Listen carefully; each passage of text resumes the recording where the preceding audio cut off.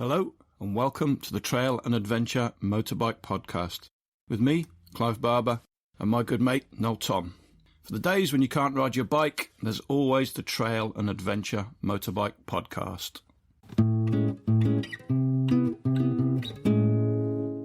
Here we go again, but before we dive into it, our friends at Cumbria TRF have asked us to help promote their first aid course, which is being held on the 20th and the 21st of April 24. It's a remote area first aid course, and it is only available to TRF members. The course has been ratified by the Overland Guide Association and is being run at Haggs Bank in Alston. There is a fee of £95, and if you want to stay at Haggs Bank, which I heartily recommend, it's an amazing place to go riding from, the accommodation is extra. I fancy booking onto that course, and why wouldn't you? Dead useful stuff in an amazing part of the country at a great venue. Have a look at cumbriatrf.co.uk/event/958/. In fact, if you just go to cumbriatrf.co.uk and go to events, I'm sure it's there. Right, this week's guest is a friend, somebody who we've known for a few years now.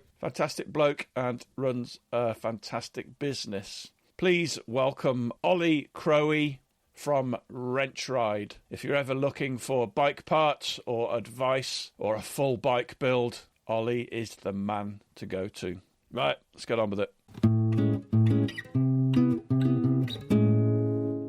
The place where they filmed the Phoenix nights, it's called St. Vincent's, and my granddad used to go there on a weekly basis. Peter Kay actually put pie and peas on for the locals when they went, to have them as like in the background when they were filming and stuff. That's cheap extras, isn't it? Pie and peas supper, that's all it took. Yeah, but I think that's how he got his authentic kind of look to the traditional working man's club. It was genius, really. Before I forget, Michael Guy said to say hello. He rang me earlier on today, and he was filling me in on his time on the podcast, and he said to say hi. Oh, that's nice. He comes across as a really nice, genuine bloke. Because he is a lovely, nice, genuine bloke. That's kind of what I meant. He is a really nice guy, and I kind of knew him before I did some work with him, and then from doing the project through MCN that we did on his bike, yeah, he's just a really nice guy. He's dead passionate about the sport. He's a really good rider. He's really the only mainstream journalist that kind of gets dirt bikes, isn't he? All the bike journalists, love bikes in general, but he generally does love the whole adventure off-road kind of scene. It's like with his 690, a lot of people thought that was kind of done as a press thing through KTM, and it generally wasn't. He rang me and, quite a few long chats about what he should spend his money on and what he was feeling. He generally bought it with his own cash and went for the things that he wanted to do with the bike. So, do you remember the first time you met me? I think it was at the ABR festival. Yeah, so I rode into the ABR festival on my own, and I was camping in the TRF section, riding round a bit, and I just thought I'll just stop and ask somebody if they know where the TRF bit is. So I just rolled up on my bike to these two blokes, and at first I thought it was Nick Frost and Simon Pegg, but actually it turned out to be you and Rory, the son of Simon, our friend Rory. Has anybody ever told you look like Nick Frost before? No. And I don't know if I'd take that as a compliment or... No, he's a fine-looking man. Yeah. He's slimmed down a bit now as well, so he looks even more like you. Funnily enough, I met Rory at the ABR first time round. He'd actually come off his bike and quite badly damaged it, and all his foot peg hanger was hanging off. Yeah. And he was really struggling to get it fixed and get home with it. So he come over, and I managed to jig something up and get it all fitted back on his bike, and mean that he could get home, so he was pretty chuffed with it. And we've kept friends since, so he's a good lad. That's not like Rory to fall off his bike and break something every time you see him.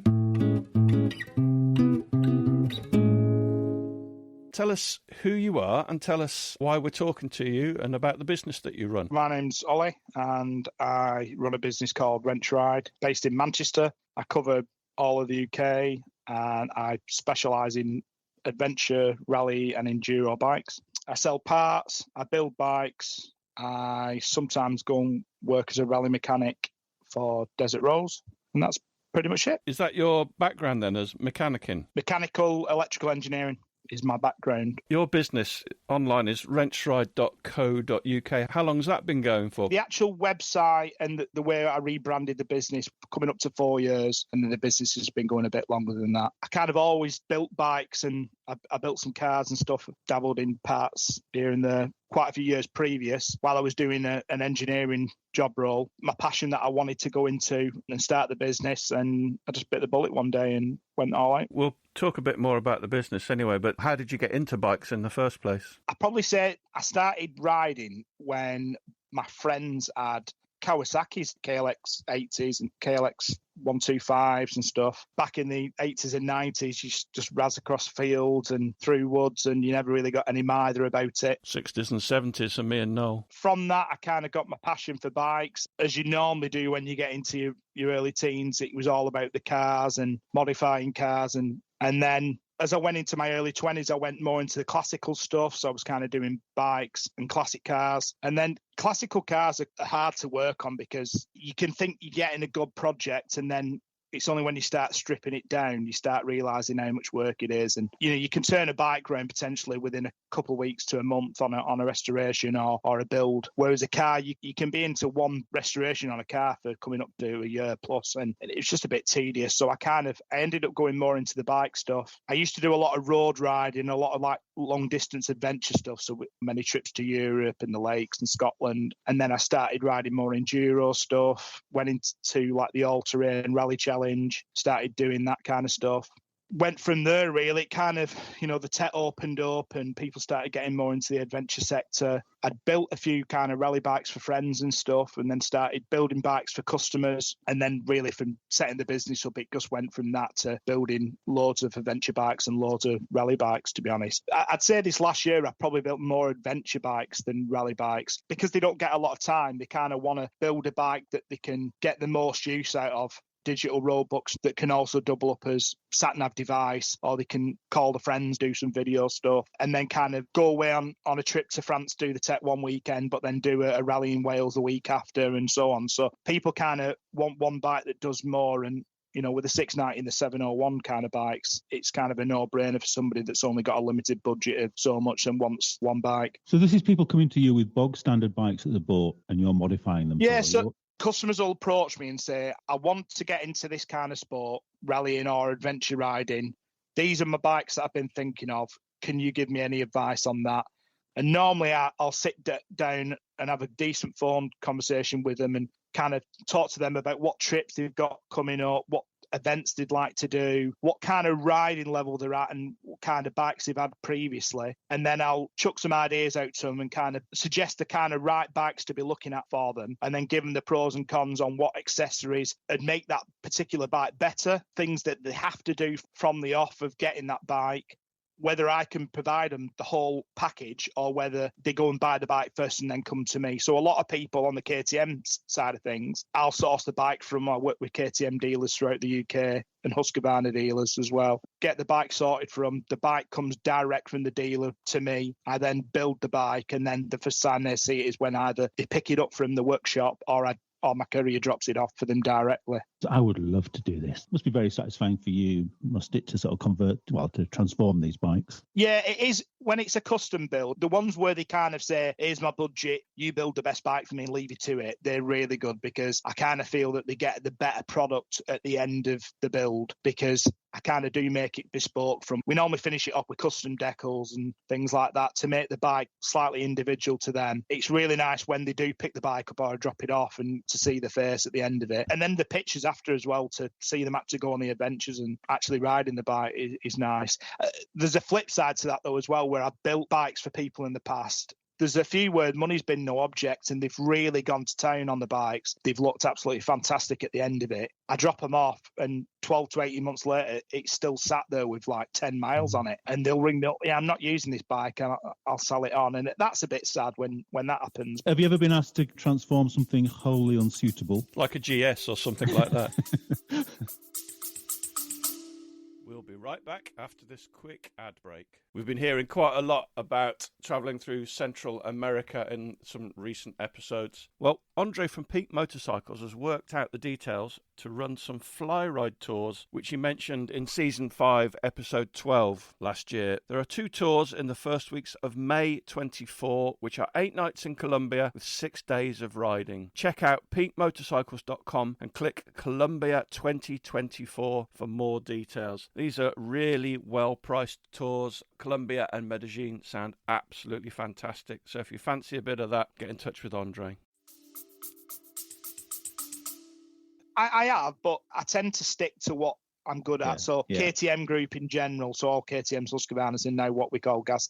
But I probably built more 69701s than anyone. Every month I was churning out 2 or 3 of them. And when somebody describes to you what kind of riding they're looking at doing and what kind of trips they're looking at doing, have you just become the master of sussing out immediately what the right bike for them is? From the start, I try to be as honest with people. When I say honest, when they've told me what kind of riding they do and what kind of events, I'll say to them that a particular bike's not right for them. Or I'll say, why are you spending £15,000 on a bike when you can buy one at 7? You can spend £2,000 on it and it'll be a way better bike for you than what you'd get if you spent the 15. And I tend to, with the part side of it, people normally ring me up, and with my long-term customers, we have kind of an ongoing joke where they'll ring me up with a list of 20 items and they'll only end up buying 3 because I'll tell them they don't generally need it and they're better to spend the money on something else, or to not spend it on parts and to spend it on a trip. Sometimes when a customer doesn't actually know you, they're a bit took back by that and they think, why is this guy trying to tell me not to spend money with him? It's a bit unnatural for them. I've always done that from day one, and I think it's worked in my favour because people believe what you're saying and they tend to come back to you more because they think, well, I've not spent half as much money as I initially thought I'd spend, so they must be doing something right. No one's ever come back to you and said you were completely wrong about that? No. It's very rare somebody says to me, you weren't right on that. Yeah. Is there any particular brand of bike you enjoy working on more? Or do you not want to say? Because no, I'd say KTM up until 2024. I don't know what KTM's done as a brand for 2024. I generally feel like they've got some new designers in that are going with a completely different design concept to what traditionally they did. The 24 EXCF bikes up to now are being an absolute headache to work on.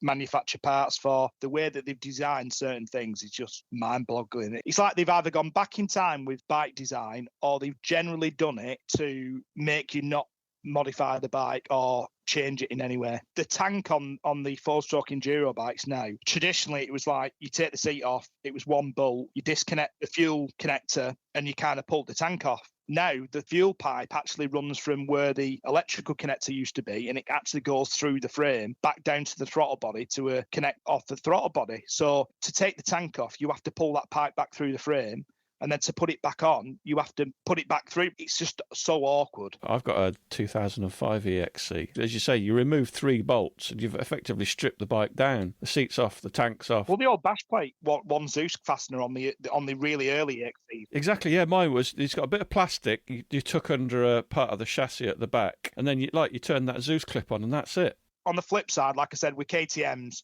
like with your adventure bikes and even the enduro bikes, even on the 24 bikes, the bolt sizes they use, the fact that it's a hex head and a torque head in one, I can normally strip the whole bike down and do most of the jobs on a bike like that with literally a T-bar with an 812 and 10mm socket on. They're very simple, like the motto says, they're ready to race, and it kind of shows when you are taking them apart and putting them back together again. So yeah, KTM have always been good like that. Whereas I know you're a big Honda fan, no, they're very... What's the word? The bolts and the nuts they use, they're a bit more domestic style, and then things seem to take longer to do. I know I've done a few lowering jobs on a Honda 450L, and it's such a ball ache of a job just to even get the rear shock off. Plastics off a CRF 300's an absolute pain in the arse because you've got loads of bolts to undo, and then you've got these fiddly little plastic clip things that are a pain in the arse. Compare that to my 2005 KTM where it's 3 bolts and the bike's stripped to work on. Big difference. There's been a crop of new, quite exciting bikes coming through at the moment, like the new Himalayan, the Triumph 400s, the Coves, which are, I think, are really interesting, and the new GS 900. Do you sort of look at other new bikes and think, right, I'm going to start stocking parts for that yet? And if so, what are you looking at? I do definitely look at new bikes. I'm always keeping up to date with what's coming out. I've tried doing some Tenere stuff, but I tend to find that BM owners like spending money on the bikes, so BM stuff's all right. Yamaha and Honda, people, they buy them as a road bike or they buy them as an off-road bike, and then they do like the basics. So they'll put a really good quality bash plate on there, they'll do some suspension and tyres, and then they kind of keep it as it is, because it's more of a dedicated adventure bike in a simple sense. It's already pretty well spec'd out, whereas the KTM's, a bit like the BM's, there's that many different bits out there for them. You can chuck the book at it. With regards to new bikes that are coming out, the new GS looks fantastic. It'd be interesting to see how people get on with that in an adventure sense and using it off-road. Cove looks interesting. I always try and keep up to date with that. The UK distributor, James, he tends to put out quite a bit of content lately, but not as much as the guy in America that's doing it, Gary Goodwin. He puts out some fantastic content. Any of the Cove listeners, definitely check out Cove USA's Facebook page. And then the Royal Enfield, I've actually ordered myself a new Royal Enfield. The Hemi? Yeah, the Camet White, with the tubeless wheels, yeah. I changed the shop 790 to a new 890R last April, and I love the bike, but it got to just before Christmas and I'd not even used it. I'd not had any time to actually get it out, and it still had PDI mileage on and stuff. I didn't have anything planned for it this year, so I bit the bullet and moved that on, and ordered myself a new Himalayan, which I'm really excited to get on and get riding and modify it a bit and see what it's about. I like the original one, to be honest. I've had a few of them. I had a press bike for a bit that was really nice, that we did some bits to, but I tend to find with that bike, it's great on your own if you're not in a rush, or you're with other Himalayan owners. But as soon as you're riding with different kind of bikes, or you want to go anywhere quick, it's just seriously underpowered. The Euro 5 one's a bit better, but the original one, I think if they could have sorted the power out with it, it would have been a really good bike, to be honest. That's really interesting that you've got potentially the pick of all these fancy different bikes you could probably get at a discount from your mates in the trade. And you go for a Himalayan. Yeah. What is it about it that appeals to you? Well, the original one, I liked how simple it was. You pulled it out of the garage, you put your key in, and then off you went. It wasn't anything amazing, but it was kind of good at what it needed to do. The position standing up off-road was nice. Yeah, it was a bit rattly, and it wasn't the best finish of most bikes, but yeah, it's just kind of a bit old school. And I think coming from, I've had old XT500s. I've got one in the workshop now, and I've got an old Honda XL 600 as well. And I've always had like old bikes in the past, and it kind of made me feel a bit like that, but it had electric start. I knew it was going to work 99% of the time. That's the appeal to the brand, and I kind of like what they've done with it, regenerating it, the Interceptors and the other models they've got in the range. I think they've really stepped up a notch, and they're only going to keep going with that as well. But I think this new Himalayan, they started developing it as the first model came out. I think what they've done with it is appealing to a lot of people. It's half the price of most big adventure bikes. It's got 200 mil of travel all around, and it's good quality suspension as well. A TFT display, which looks nice. There's some good accessories. Just looks a good bike out of the box. For most people, I'm not an amazing rider, but I can get by. I do what I need to do, and I can go most places. It's not about the rush for me. I'm not really competitive, and it's all about good quality riding and doing some nice tuning. I think that bike will pretty much do everything. Have you got any plans for it? I met a few years ago some of the lads from Northumbria TRF, and I've kind of always kept in touch with them, and I kind of affiliated myself with them a bit. I tend to do Wales with them every year, and we've got a pretty good group going on. So we've planned a trip for August. We're getting the ferry from Newcastle to Rotterdam, riding down to Dusseldorf, and then chucking the bikes and ourselves on the train down to Italy. And then we're riding the bikes all the way back up from Italy to Newcastle over 2 weeks. So I think I'm probably going to use the Himalayan for that. That sounds great. We've often dreamed of getting that train, haven't we? We have. And for a while, I think we thought it didn't exist almost. And then I think we found that it did exist, but it was quite expensive. Is it quite expensive? The return ferry and our train ticket one way, I think it's coming about £1,000. Well, it's quite a big chunk of cash, isn't it? Yeah, it is, isn't it? But worth it. Yeah, it's not something you do all the time, is it? It's going to get you to Italy, which is pretty good, isn't it? A bike that really intrigues me, and I've not seen them being ridden at all really, is the Cove 800. So that's supposed to be a twin 100 brake horsepower, 165 kilos or something like that. Barely heavier than a CRF. That looks amazing. Yeah, Gary Goodwin, again, over in America, the Cove dealer for America, he's just taken in the first one into America. If you go on the Cove Facebook for Cove America, it's on there, and it's in the Chinese Cove Rally decals. Looks really, really nice. And what shocks me about it is how skinny the rear end is. Kind of almost looks like a 450 enduro bike that they put a bigger engine in and slightly bigger tank and then put it out for sale. It looks a mega bit of kit, and I don't think it's bad on price as well. 169 kilograms dry, so it's going to be a little bit heavier, obviously, with oil and fuel. Cove, I think, are going to have a really interesting impact on the market because they seem to be producing quality bikes at a much cheaper price than anybody else. The same with, I guess, with Royal Enfield, but the costs of labour are much cheaper. But that's got to have some kind of impact on the market, I would guess. I think, especially at the moment, with the living crisis and people watching the money and stuff, they kind of want to get a lot for the money, but they just don't want to spend like a new GS 20 odd grand. It's a big chunk of money to be sat there if you're only going to be using it like once a month. So these low CC bikes at $6,000 are really appealing to a lot of people, especially the quality of the bike. Because I mean, the Triumph 400, I don't know what it's going to be like as an adventure bike, but the quality of the bike you're getting for the money is unreal. Yeah, it does look good. You're kind of thinking that looks like a bit of a lost leader the way they've priced it, because it does look incredibly good in the flesh. The low CC, cheaper bikes are really appealing to people. I think the market's going to go through a big change with regards to the bigger adventure bikes, certainly at the cost. That 890's gone up £700 this year. The 690's probably going to go up slightly. It's already gone up £1,000 this last 2 years. So yeah, people want to modify the bikes. That's taking budget off them again. So, have you worked on any Cove bikes yet then, Ollie? No, I've seen them at shows. I've seen them at EICMA. I've seen Andre's at the Lightweight Festival. I was quite impressed with. Me and Michael are going to try and sort something out where we go and see James and have a good look at the bike. When you see a bike, like a new bike that comes out like that, say you see it at a show or something, what's the first thing your eye is kind of drawn to try and assess its quality? The frame's a big one. Engine, the way that the engine sits in the frame as well. Riding position, and then it's nice to find it, but like with the 690, apart from the radiator being quite prone if you didn't put any good quality crash bars on it, there's not a lot on that bike that even in a really bad off, you'd do a lot of damage to. Things like with the Tenere, one-piece frame, so if you was to loop the bike out and damage the rear part of the frame, in theory, that bike's wrote off. Being able to take the rear subframe off, like the new Himalayan or the 890, it makes quite a bit of a difference.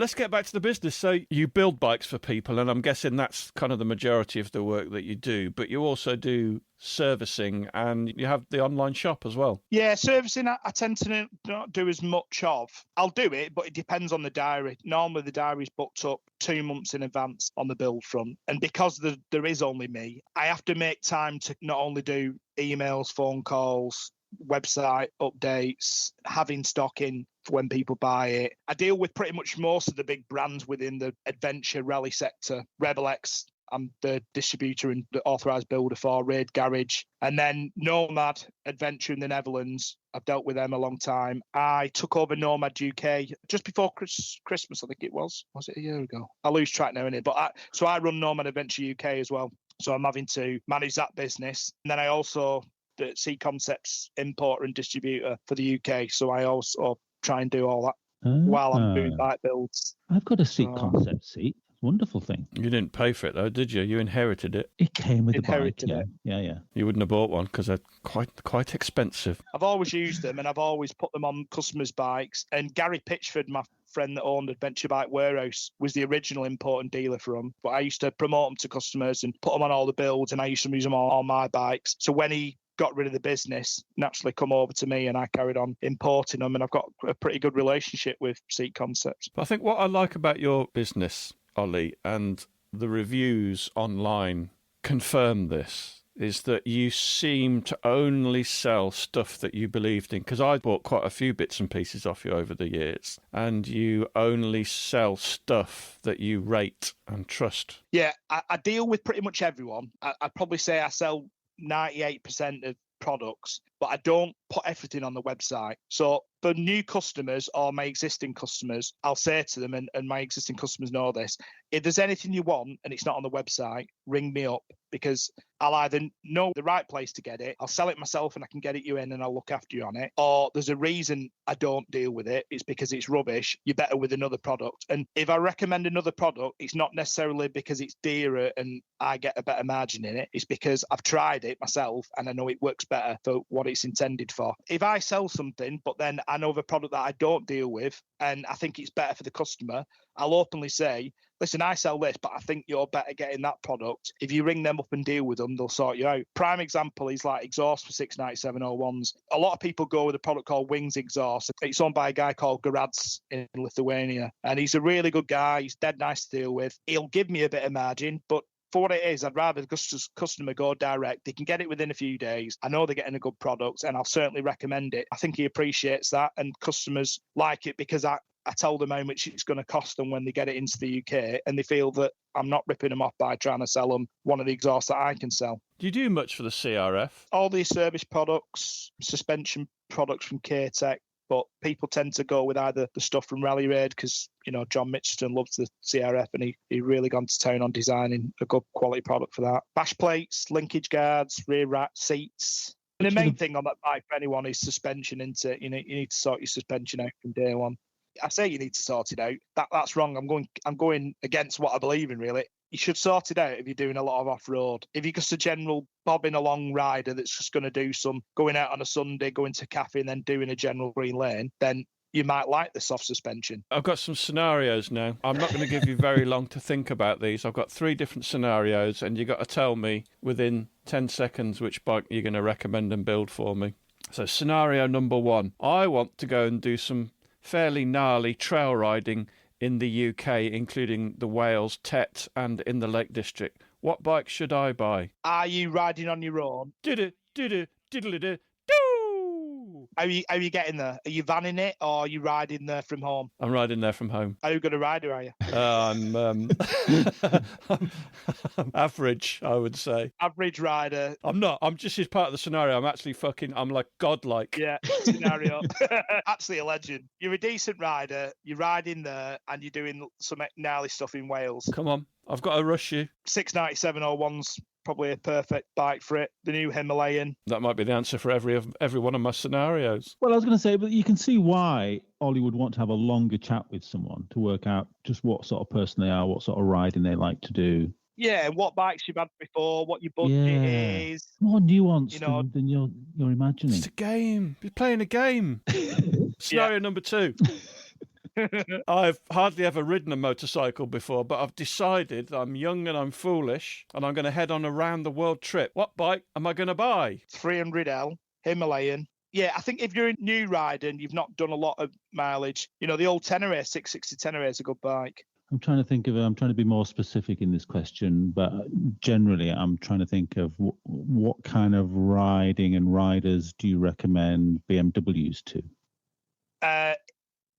Probably the kind of rider that's going to go and do like the Touratech all country tracks, that kind of stuff. So green lanes that are graded.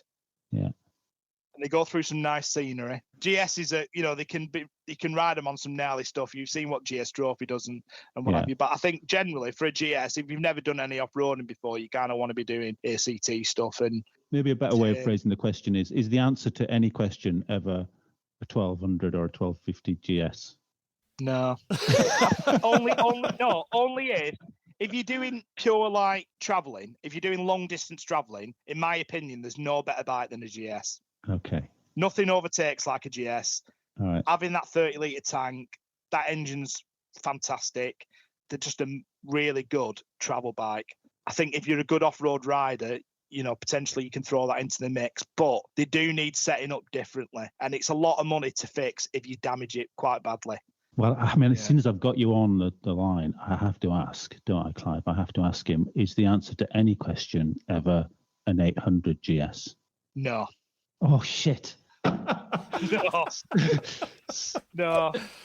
Guess who's just bought one? What do you mean, no? What do I know? Just don't know why you'd buy one. Under on power.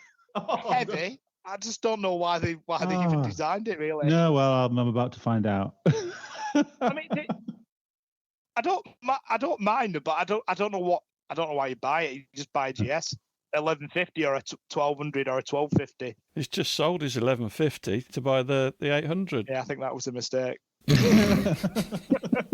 I have got a good friend that's got an 800, and he's done I think he's just clocked 90,000 miles on it. You know, he's been all over South America with Nick Sanders, and he's done some, really big trips on it, and he absolutely loves that thing, and he said he'll never get rid of it. We went doing the ACT at the beginning of March last year. I was on a 690. We'd not been riding long, and he'd come off on some wet moss on his 800 and put a hole through his oil casing, and I ended up towing him 25 miles to Hawes with a 690 and a tow strap. Which was interesting. So this is what I wrote to Noel when he told me he got one. I test rode one in 2012. It was okay, but nothing special. It felt very uninspiring. I then test rode a 990 KTM and bought one immediately. I was younger then. I might feel differently now, but I doubt it. That said, Kinga, on her bike, has just put 100,000 miles on hers and has been travelling on it for 7 years. So, what are you going to call it?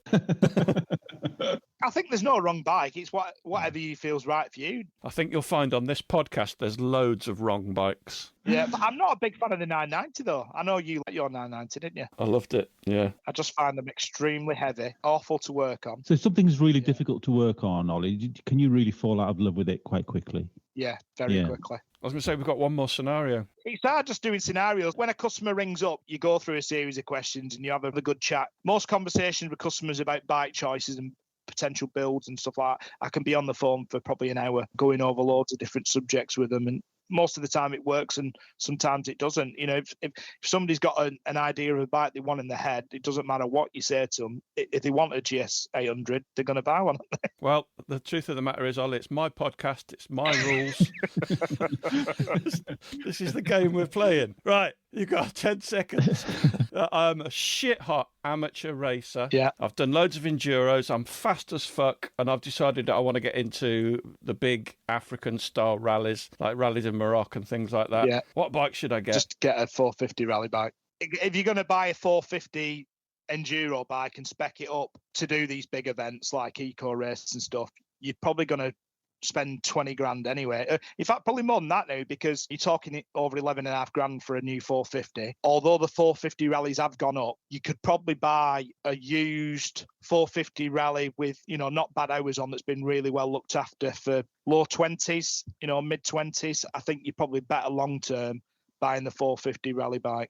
Thing is with 450s, as soon as you buy them, they just depreciate quite a lot anyway. To spec one up to do rallies, you're having to put quite a bit of money into it. Suspension straight away, you're having to put a bigger tank on it, protection, bigger clutch cover, all your set up for your navigation equipment. It all adds up quite quickly. You're not probably going to be a million mile off a 450 rally bike, which you're getting, superior suspension straight away at the box. Superior everything, really. You bigger fuel range, better air induction. The engine's designed to be doing the big mileage. On the big desert rallies, Joe Mercer will back me up on this one, the riders that are on EXCF bikes, you have to ride them differently than you would a rally bike. You have to ride it sympathetically, because it's more about getting the bike to the end of the rally rather than you getting there, because you could quite easily blow an engine up. I don't know if you can even use a 690 anymore in these rallies, or can you? Not any of the big like FIM ones. You can't even use a 500 on most of the big events. Getting back to the shop, what are some of your biggest selling items? I know you do a lot of rally towers and things like that, but is there anything you sell more of than anything else? Bash plates and seats, mainly. The 690 XP bash plate is probably my number one selling product. They're a French company, and they basically make bash plates out of HDPE plastic. The benefits of that is, one, it's lighter than an aluminium style bash plate. It's more impact resistant. It's a lot quieter as well. You only have to weight a small pebble on a bike with an aluminium bash plate, and it sounds like you've gone over a big boulder. Yeah, they're a lot quieter. They're more impact resistant, and they just overall give better protection. They're a really good product. And the good thing about the XP ones on the adventure bikes, majority of the time, if the bike's got linkage, they'll incorporate a linkage guard as well. I've mentioned them once already very briefly, but one thing I wanted to talk about was the incredible reviews you get that are all very, very positive, and my experience of using Wrenchride has been incredibly good. You're obviously a very busy man and you offer an exceptional service to everybody, so thanks for that. Do you need a 58-year-old apprentice?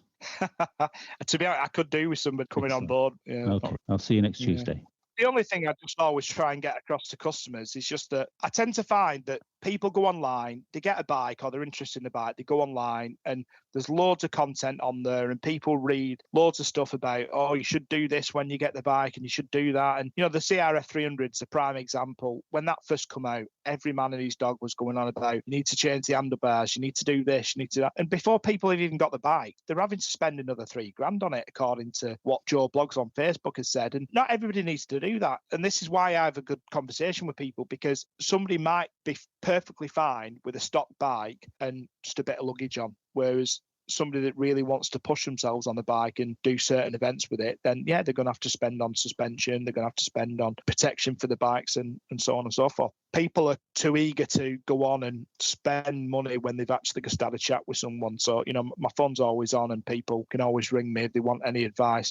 The good thing about me building bikes all the time, and like you said, I don't really sell stuff that I don't believe in. I tend to get products in, and I have a good fleet of bikes that I tend to test all these products on myself as well. So I know what's right for different environments and different kind of riding. I can normally point them in the right direction. What a great excuse for buying a fleet of bikes. Oh, I need them, darling, for work. It's for work. It's not for me personally, you understand. I'm pretty lucky. So you're going to be appearing at any festivals this year? ABR Festival will probably kill me if I don't actually say my little piece about that. But yeah, I'm going to be at the ABR Festival again this year. I think it's my 5th or 6th year at Ragley, which is pretty good. And I've been going to that event probably from day one, when it was just in a little field in Oxfordshire, quite accustomed to the event. For the last 3 or 4 years, I've been in the masterclass tent with Vanessa, and the show's changed a lot. So this year they're having a sponsor that's in charge of the masterclass tent. So I'm not going to be in there the whole weekend, but they've invited me back and I'm going to be a guest speaker, and I'm going to be doing a talk on the Friday and one on the Saturday as well. I've got a few ideas of what I'm going to be talking about, but nothing's finalised as yet. But I will post something on my social media, and I will have a discount code on there as well for anybody who's not already bought a ticket that's interested in going to the event. Are you going to be at the Lightweight Adventures as well this year? Yeah, hopefully. I messaged Mark before, actually, because I was intrigued by his trip on his scooter. What a fucking idiot. I can't wait to see anything that he puts up about his trip. It just looks mega. Them guys are mega, though, aren't they? Just what they're doing with the whole...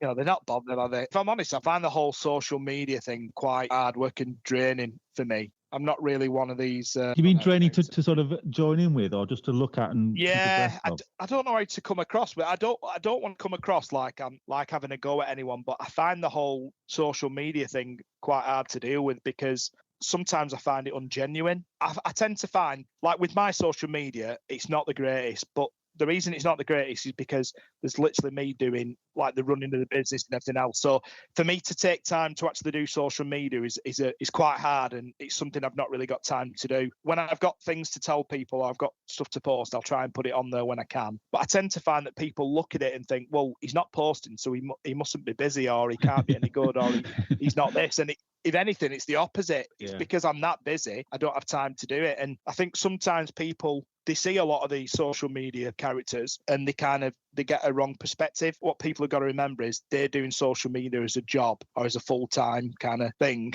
and they're not actually doing it as a business sense. So that crossover is quite hard to... It's that whole thing of being at school, isn't it? Hanging out with the cool kids. I'll take care of all that as part of my remit. What you could do is just cut and paste Nick Frost's stuff. Nobody'd know the difference. I need Greg to come and help me out, don't I, really?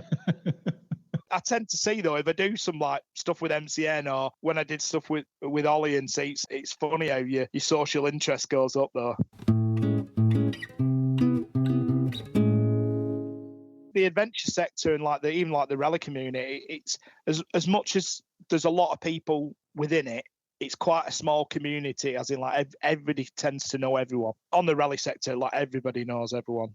And even within the like resale industry with adventure and the bike stuff, everybody seems to know everyone and not stand on anybody's toes, really, which is quite nice. It is a small world, isn't it? But I must admit, I got the shock of my life when I went to the first ABR festival, at just how many adventure bikes there were, how many people. I could not believe it. It's a total contrast to what it was originally. In terms of size, or just the way the concept of it? Yeah, because I mean, when we started going to it, probably 50, I can't think when it started, but it was a long time ago, and we'd go down to Oxford, and there'd be like one tent in a field. We'd be doing some really naff lanes because it's pretty flat down there, and Alan originally like rent the field and stuff. He's a bit of the character, like ripped short jeans and cowboy boots, and his hair was all over, and set fires going. And I think one year he put the big screen on for the football, and it was weird seeing it go from that. I think initially when it started getting bigger, Mick Exton had a stand there, and John went with a bit of a Rally Raids stand. That was as big as it got, and then it went to Ragley Hall, and it just took off. Since,